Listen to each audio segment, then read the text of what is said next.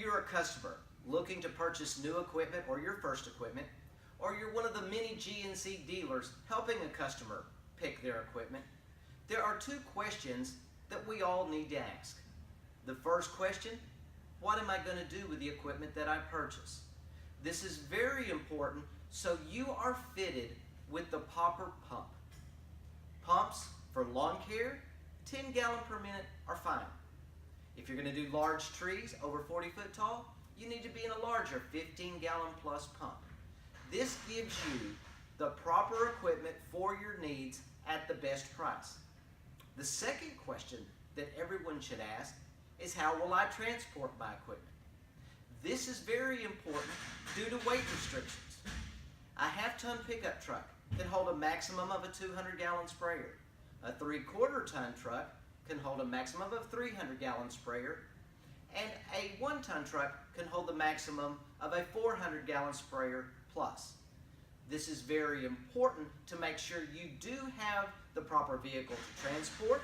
It is also to stay within DOT regulations, and it also helps the maintenance of your suspension and wear and tear on your vehicle. These questions, in the end, will be the smartest questions you can ask.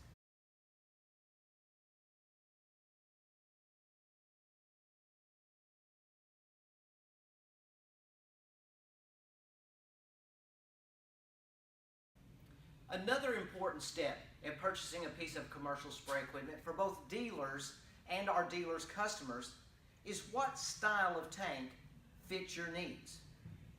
In today's market, there are various things out there that can complement what you do each day. One of the styles that you will want to take a look at is the Space Saver model. As you'll notice with these tanks, they are designed to fit in the back of a regular sized pickup truck. They have the cutouts for the wheel wells, and they take very little space. These type of sprayers are the ones that are generally taken in and out of a vehicle more often, but also allow you the flexibility to carry other day-to-day tools that you will need to perform your services for your customers. The second style of sprayer that you will look for is the traditional skid sprayer. This style right here are for the customers that are going to be using flatbed trucks or trailers. These can be mounted more permanently because that's where they're going to stay. They have a solid base for the rigidity of the trailers and the rigidity of the flatbed that's on the truck that you have. These two styles are going to be important decisions on what you intend to do. Will I move it in and out a lot, or will it be stationary? Will it be on a flatbed, will it be on a trailer, or is it going to be in my everyday pickup truck? This question is important for the longevity of your equipment. The next area of importance is going to be the selection of the pump that you're going to use on your new system. You're going to have choices. And at GNC and with other manufacturers, the two most popular choices that you're going to have are going to be a piston pump or a diaphragm pump. In a piston pump, this pump is designed just like the pistons in your car. You're going to have the steel rods with ceramic collars that are going to flow the product through the head of your pump to the end of your gun. This is achieved through a packing system to help keep a constant, even flow. And you'll find in a piston pump that your pressure gauge will stay more consistent because of the design of the pistons. The packing in this is going to be a wear item. This is going to be an item that you're going to change out every 3 to 4 years. It is going to be an 1 3/4 series of O-rings packed together to give you that smooth, even flow. One of the advantages to packing is because it's an 1 3/4, you have a wide division between the operation of oil in the casing of the pump from the chemical in the head of the pump. This is something that's going to give you a peace of mind that cross-contamination is almost nil in this pump. Also, you will have a solid state regulator. This regulator is going to be an easy turn of the knob clip to the pressure that you want. This is the most simple regulator in the market, but gives an ease that makes you feel comfortable each and every time you use it. This pump right here is also operated on a pulley system, but for a reason. The pulleys are ran by belts. The belts act as a shock absorber between the vibration of the engine and the pump, which reduces the wear and tear on the pump for a longer life expectancy. That is a peace of mind that you will always want to have out in the field. Replacement of the belts could be every 2 to 3 years, or depending how much weather that they have gotten, and those belts can be picked up at any automotive parts center in your town. The other pump that you're going to look at is going to be the diaphragm pump. Most of you have heard about diaphragm pumps, and they've been around for quite a while. A diaphragm pump is literally this round disc here that is going to be the separation between the operating oil in the casing and the product in your head that you're going to spray. And these will move in and out. Now these are a wear item.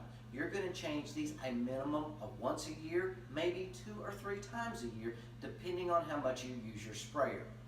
Also, just something that you need to know, pressure changes with these are not friendly to the machine.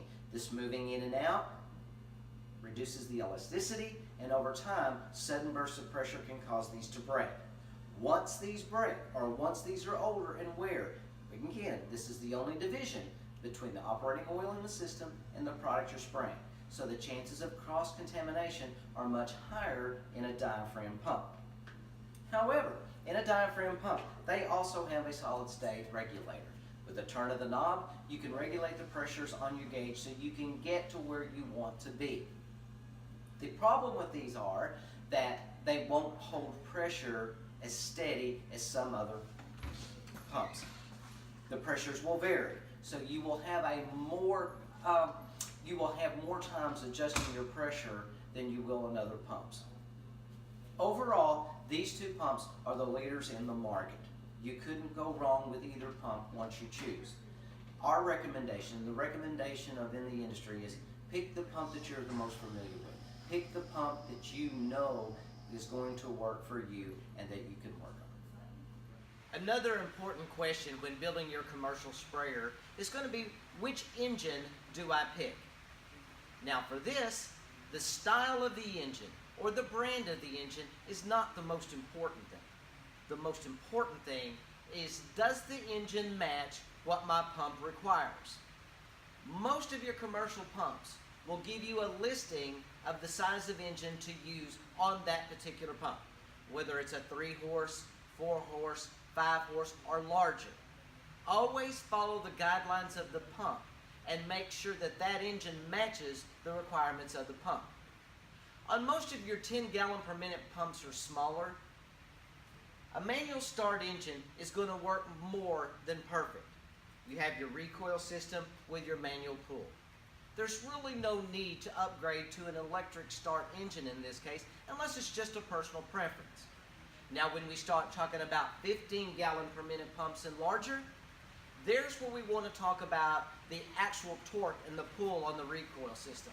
This could wear out the recoil system quicker. So in that instance, adding the electric start to a larger engine with a larger pump may be something that you want to give serious consideration. So again, when you pick your engine, it's not the make and model of the engine that's most important, it's the size and how it matches your pump.